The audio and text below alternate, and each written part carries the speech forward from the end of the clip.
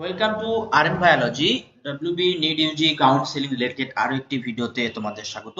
তোমরা প্রত্যেকেই জানো তোমাদের গতকাল সেকেন্ড রাউন্ডের সিট ম্যাট্রিক্স তার সাথে সাথে কিন্তু চয়েস ফিলিং শুরু হয়ে গেছে।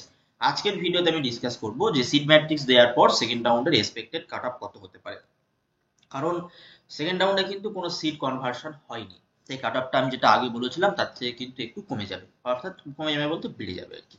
মানে আমি যেটা বলেছিলাম 2 নাম্বার কমতে পারে, সেটা কিন্তু 2 নাম্বার কমার কোনো জায়গা আমি দেখতে পাচ্ছি না। তাই ভিডিওটি শেষ পর্যন্ত দেখো, যারা চ্যানেল নতুন চ্যানেলটি অবশ্যই সাবস্ক্রাইব করে দিও এবং বেল বাটনটি বাজিয়ে দিও। সব থেকে প্রথমে দেখো, যদি আমরা সিট ম্যাট্রিক্স দেখি সেকেন্ড রাউন্ডের জন্য ইউআরদের জন্য 25টা সিট আছে, ওবিসি এর জন্য 3টে, ওবিসি বির জন্য 4টে, ইডাব্লিউএস দের 12টা, আচ্ছা এসসি 17টা এবং এসটির ক্ষেত্রে 2টো সিট আছে। এই কিন্তু সেকেন্ড রাউন্ডে seat matrix, no seat conversion, অর্থাৎ কোনো সিট কনভার্সন কিন্তু হয়নি। তো যদি আমরা প্রথম রাউন্ডের যে কাট অফ ছিল সেই কাট অফটা একবার দেখে নিই। দেখো, স্টেট কোটা র্যাঙ্ক ছিল 1890, 536 মার্কস ছিল। স্টেট কোটা র্যাঙ্ক ছিল ওবিসি এর ক্ষেত্রে 2124, 631 মার্কস ছিল। ওবিসি বির ক্ষেত্রে 2434 state quota rank, marks 626। EWS এর ক্ষেত্রে 4711 এবং মার্কস 580। এসসির ক্ষেত্রে 5752 এবং 537।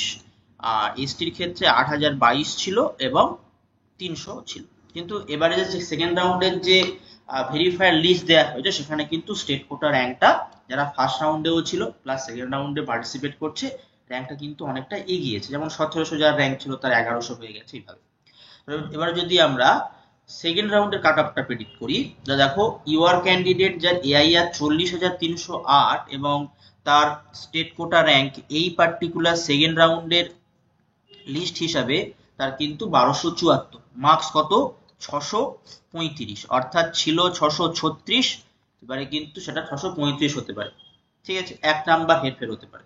ওবিসি এর ক্ষেত্রে 44,083 যেতে পারে এআইআর এবং state quota rank 1474, same marks থাকবে অর্থাৎ 631। দেখো আগেরটাও তো 631 ছিল, অর্থাৎ ওবিসি দের ক্ষেত্রে কিন্তু কোনো রকমের কোনো ডিক্রিজ হচ্ছে না কাট অফের ক্ষেত্রে, জাস্ট র্যাঙ্কটা একটু এদিক ওদিক হচ্ছে, কারণ অনেকে সেকেন্ড রাউন্ডে পার্টিসিপেট করছে না যারা ফার্স্ট রাউন্ডে সিট পেয়ে গেছে অলরেডি।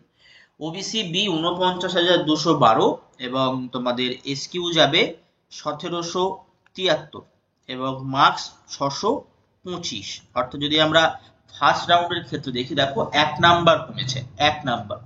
ইডাব্লিউএস এর ক্ষেত্রে তোমার স্টেট র্যাঙ্ক এআইআর র্যাঙ্কটা এই পার্টিকুলার এটা থাকবে এবং স্টেট কোটা র্যাঙ্ক যেটা সেটা হচ্ছে 3976 এবং কত যাবে 577 মার্কস। এসসি স্টেট র্যাঙ্ক আমরা বলতে পারি 4961 এবং মার্কস যাবে 536। অপরদিকে এসটির ক্ষেত্রে আমরা বলতে পারি 7185, মার্কস যাবে 299।